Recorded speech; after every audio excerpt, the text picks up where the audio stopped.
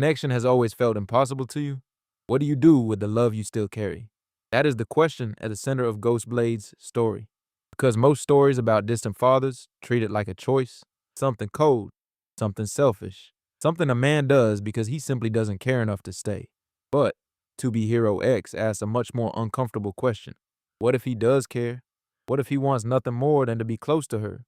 What if the only thing standing between him and his daughter is himself? Like and subscribe, then let's get started. Ghostblade wants a connection with his daughter, and he has no idea how to get it. To the public, Ghostblade is simple. He's the silent killer, the cool-headed assassin who finishes the job without saying a word. Behind a gold mask and a black and gold cape, he's built an image so mysterious that people are obsessed with him without knowing a single true thing about him. What they don't see is Wang Yi, a man doing work he was never emotionally equipped to survive. Officially, he's a hero. Unofficially, he's their cleaner, the one they send when a fellow hero needs to disappear. He's killed well over 100 people. Some of them were heroes. Some of them may not have deserved it at all. But the assassin persona isn't who he is. It's who he became because of the perception other people had of him. In this world, people are granted superpowers through public trust. If enough people believe someone can fly, that person gains the ability of flight. The more trust a person gains, the stronger their ability becomes. That sounds like a gift. And for some characters, it is.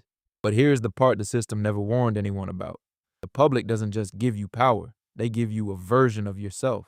They decide who you are based on what they believe about you. And then the universe makes that belief real, whether you wanted it or not, whether it fits who you actually are or not.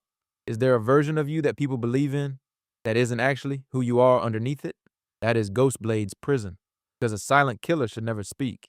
Ghostblade still found love after losing the ability to speak. He met a woman, they had a daughter, Nuonuo.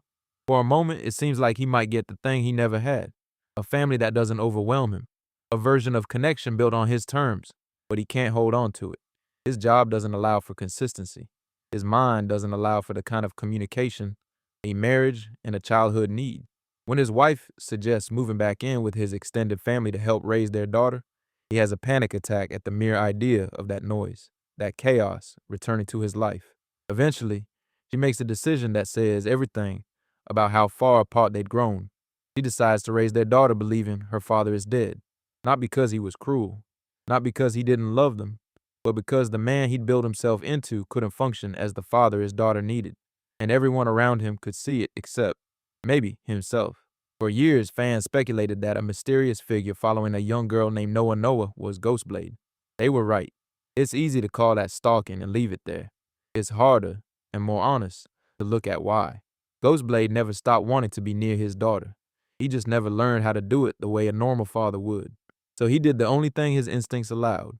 He watched, he followed, he stayed close enough to protect her without ever getting close enough to actually be known. Have you ever wanted to reach out to someone, gotten so close, and then pulled your hand back at the last second?